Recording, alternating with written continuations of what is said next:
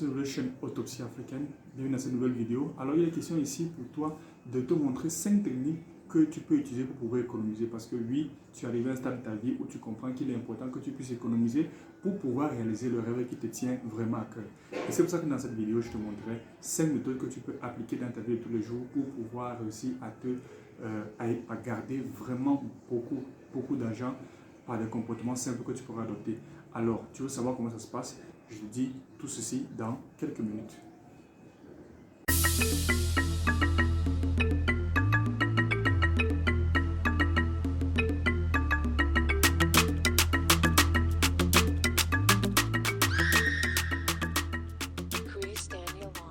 Alors, la première façon dont tu pourrais procéder pour gagner de l'argent en Afrique, c'est de voir ton niveau de vie en ce qui concerne la location. La location. Est-ce que la maison dans laquelle tu vis te permet de pouvoir économiser? Parce que tu sais, aujourd'hui, il y a des personnes qui voudraient vivre selon un certain standing. Parce que pour eux, le plus important, c'est le regard des autres, c'est ce que les autres pensent d'eux. Alors à cause de ça, ils s'imposent un certain standing de vie. Et qui dit standing dit aussi belle maison, beau espace dans lequel on vit, un bel espace dans lequel on est agréable. C'est vrai que c'est bien, tout le monde voudrait avoir un espace agréable dans lequel il peut vraiment s'épanouir, c'est important. Mais est-ce qu'en fonction de vos propres revenus mensuels, vous êtes capable de pouvoir avoir ce niveau de vie que vous vous êtes imposé et pouvoir économiser de l'argent? Ça, il faut bien essayer de regarder ce domaine. Parce que justement, parfois on peut, parce qu'on veut rester à un certain standing, dépenser beaucoup d'argent dans la location, ce qui fait qu'on réduit énormément nos sources de revenus ou bien nos économies en ce qui concerne la location. Voilà. Donc, il faut le comprendre. Dans la vie, il faut faire des sacrifices. Dans tout ce qu'on veut, et je le redirai encore pour la vidéo, dans tout ce qu'on veut réaliser, il faut faire des sacrifices.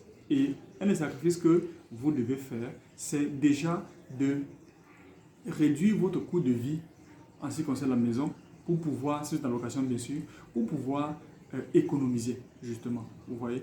Parce que lorsque vous avez peut-être un salaire, je suppose en Afrique, si le SMIC chez vous est peut-être de 50 000, si vous avez un SMIC de 50 000 déjà et que vous êtes déjà avec un salaire de 30 000 et que vous avez peut-être une femme et enfant, vous voyez que c'est compliqué, c'est carrément impossible. Même si vous êtes seul, c'est carrément impossible parce qu'il faut manger, il faut se déplacer, il faut gérer ses propres besoins. Toutes ces choses-là font que vous ne pouvez pas vous permettre une certaine location. Donc, la deuxième consiste à faire quoi? La deuxième technique consiste à réduire vos dettes, chers amis. Évitez d'avoir trop de dettes. Je dis trop de dettes parce que justement, ça peut arriver dans la vie qu'on fasse des crédits pour pouvoir sortir de cette situation, mais évitez d'en avoir trop. Parce que lorsque vous en avez trop, lorsqu'on le dit en Afrique, comme on le dit en Afrique, la dette, lorsqu'on fait un crédit, ça ressemble à un jour de mariage. Mais lorsque arrive le jour de rembourser, cela ressemble à un jour de deuil. Donc, chers amis, évitez d'avoir beaucoup de dettes. Essayez de tourner dans le budget que vous avez. Parce que lorsqu'on a des dettes, lorsqu'il arrive le jour de rembourser, on se rend compte que s'il faut rembourser l'argent qu'on a, on se rend compte que nous-mêmes n'avons rien. C'est la raison pour laquelle il est important pour nous, pour vous bien sûr, de réduire vos dettes et ainsi cela vous permettra de pouvoir réellement savoir ce que vous avez à votre possession et vous permettra ainsi de pouvoir tabler dessus pour pouvoir réaliser vos projets, un projet que vous êtes fixé. Alors la troisième méthode consiste à faire quoi? La troisième méthode consiste à avoir un épargne mensuel. Alors une épargne mensuelle c'est quoi? Ça veut dire faites des efforts pour épargner l'argent chaque mois. Vous voyez?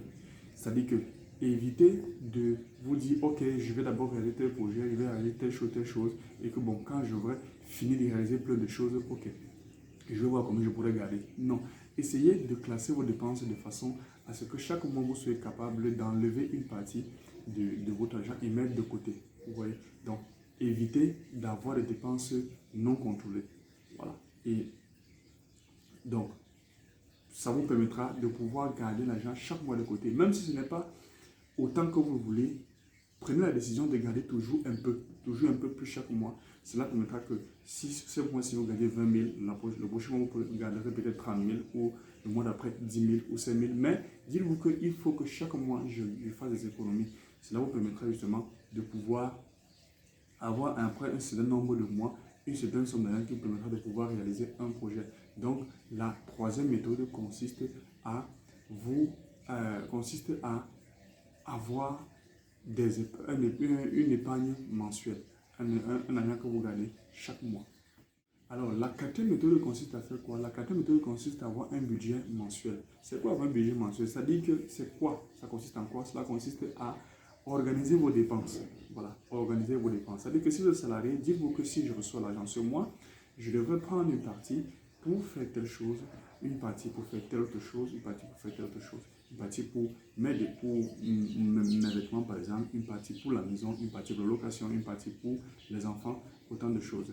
Et une partie pour épargner. Ne vous dites pas que bon, vous allez juste prendre comme ça et gérer les dépenses. Non, c'est dangereux parce que vous n'allez pas pouvoir faire les comptes et voir réellement ce que vous avez. Et dans ces choses-là aussi, essayez de programmer justement. Faire un budget suffit de programmer. Ça veut dire que même si quand vous demandez de l'argent, à moins que ce soit une urgence, par exemple, dites à la personne que programmez cette personne. Dites-lui peut-être dans une semaine, dans 2 semaines, 3 semaines ou le mois prochain. Parce que l'argent que vous avez maintenant est déjà classé, est déjà organisé, est déjà prévu pour certaines choses. Parce que si vous ne faites pas cela, vous allez vous voir que quand vous n'organisez pas vos dépenses, vous ne vous faites pas un budget, vous allez sortir de l'argent sans vous en rendre compte et à la fin, vous ne pourrez pas rentrer, vous ne pourrez pas faire les comptes et vous ne verrez pas s'il y a eu des fuites ou s'il y a eu économie. Donc, la quatrième méthode consiste à faire de l'épargne.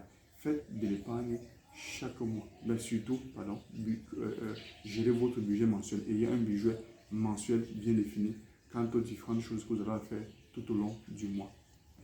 La cinquième méthode consiste à faire quoi? Je sais que cette méthode, c'est une méthode qui ne va pas plaire à beaucoup de personnes parce que nous sommes en Afrique, les Africains aiment beaucoup boire, aiment beaucoup se divertir, aiment beaucoup faire l'ambiance. C'est vrai que nous ne sommes pas les seuls, mais en Afrique, on a ce problème-là, aller beaucoup dans les divertissements comme l'alcool, des boîtes de nuit,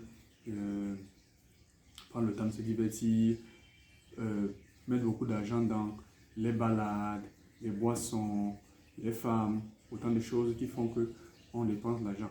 Quand je parle de femmes ici, je ne parle pas de ne pas s'occuper d'elles, mais je veux dire qu'il y a des dépenses. Enfin, vous l'aurez compris, il y a des dépenses que, surtout dans le divertissement, qu'il faut éviter. Voilà, qu'il faut éviter. Voilà.